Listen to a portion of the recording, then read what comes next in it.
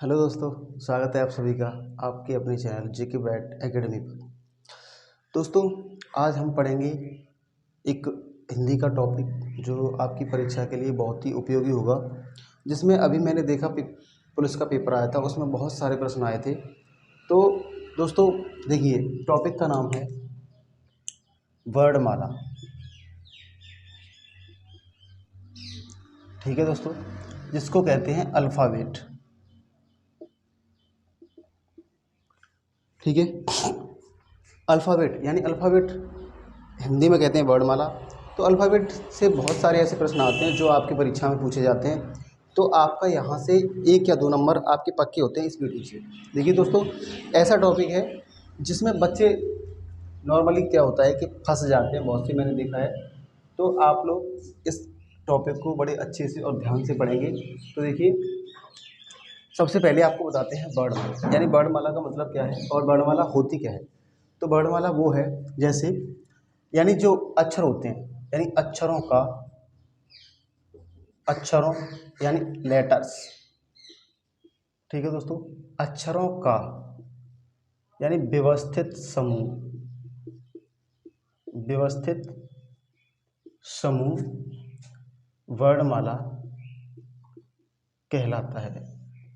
ठीक है दोस्तों, यानी जब आप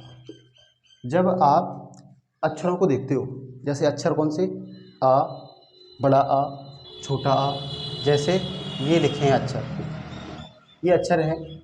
इन अक्षरों में जैसे आ लिखा है, आ के बाद बड़ा आ लिखा है, फिर छोटी ई लिखा है, ये ज्ञान तक लिखे हैं। ठीक है दोस्तों, इस ज्ञान तक लिखे हैं। अब बताइए कि जो आ से लेकर ज्ञान तक जो लेटर्स लिखे होते हैं, उनको एक सार्थक क्रम में और व्यवस्थित क्रम में लिखने पर ही वर्णमाला बनती है, अदरवाइज वर्णमाला नहीं बनती है।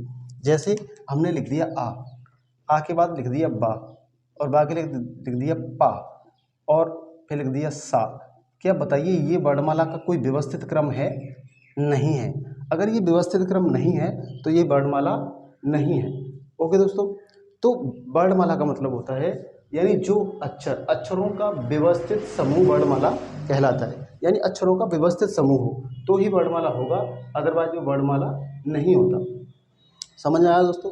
अब देखिए, अब बात करते हैं कि जो वर्ड होते हैं, तो वर्णों में जो वर्णमाला होती है, तो वर्णमाला के कितने प्रकार होते हैं। तो देखिए, वर्णमाला के प्रकार वर्णमाला के प्रकार यानी वर्णमाला कितने प्रकार की होती है। तो वर्णमाला के प्रकार देखिए, वर्णमाला 2 प्रकार की होती है दोस्तों। नंबर 1 होता है स्वर, और नंबर 2 होते हैं व्यंजन। ठीक है, आप बताइए, स्वर और व्यंजन जो वर्णमाला होती है, वर्णमाला को 2 भागों में बांटा जाता है। एक होता है स्वर, एक होता है व्यंजन। तो देखिए, स्वर कौन से होते हैं, यानी स्वर वर्णमाला में वो होते हैं यानी जो शब्द, यानी जो लेटर, जो अक्षर स्वतंत्र होते हैं, स्वतंत्र हों। ठीक है दोस्तों, जो अक्षर स्वतंत्र होते हैं उनको हम स्वर कहते हैं। और जो अक्षर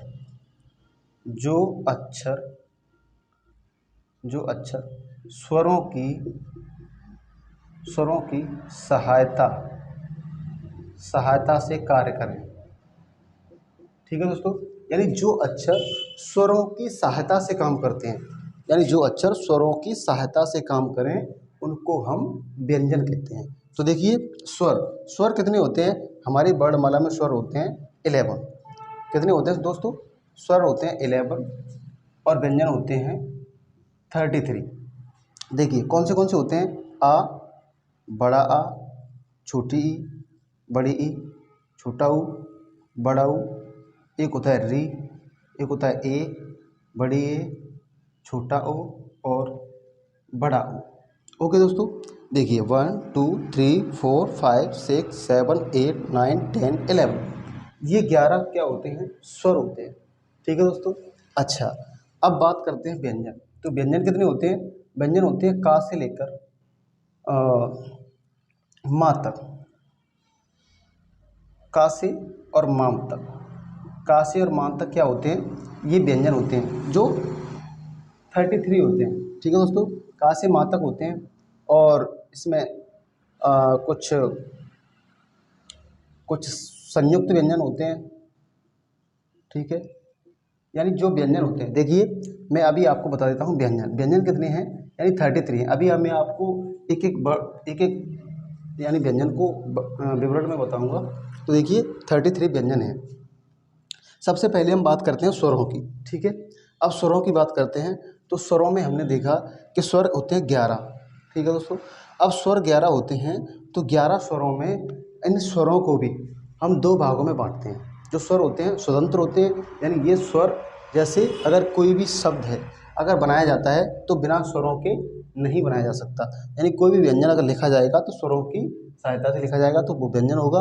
अगर जो स्वर होता है वो हमेशा स्वतंत्र होता है। तो देखिए दोस्तों, आगे बात करते हैं स्वर, यानी स्वर हैं तो स्वर कितने हैं, 11 में स्वरों को दो दो भागों में बांटा जाता है। स्वरों को दो भागों में बांटा जाता है। एक होता है तुम्हारा ह्रस्व स्वर, एक होता है ह्रस्व स्वर और एक होता है दीर्घ स्वर। ठीक है दोस्तों, यानी स्वरों को दो भागों में बांटा जाता है, एक होता है ह्रस्व, एक होता है दीर्घ। अब देखिए ह्रस्व स्वर कौन सा होता है दोस्तों, ह्रस्व स्वर कौन से होते हैं, ह्रस्व स्वर होते हैं जो छोटे स्वर होते हैं, जैसे आ, ई और उ और री। ये 4 लेटर क्या होते हैं, ये ह्रस्व स्वर होते हैं। ठीक है दोस्तों। अच्छा, दीर्घ स्वर कितने होते हैं, दीर्घ स्वर होते हैं बड़ा आ, बड़ी ई, बड़ा उ, छोटी ए, बड़ी ए, छोटा ओ और बड़ा ओ। ठीक है दोस्तों, ये 7 होते हैं जो दीर्घ स्वर होते हैं। ठीक है दोस्तों, देखिए ह्रस्व स्वर आ, ई, उ, री। दीर्घ स्वर कौन से होते हैं, बड़ा आ, बड़ी ई, बड़ा उ, छोटी ए, बड़ी ए, छोटा ओ, बड़ा ओ। ठीक है दोस्तों, तो ये तो स्वर हो गए। लेकिन अब बात करते हैं कि जो दीर्घ स्वर होते हैं ये भी 2 प्रकार के होते हैं, जिनमें देखिए कुछ संयुक्त स्वर भी होते हैं। ओके दोस्तों,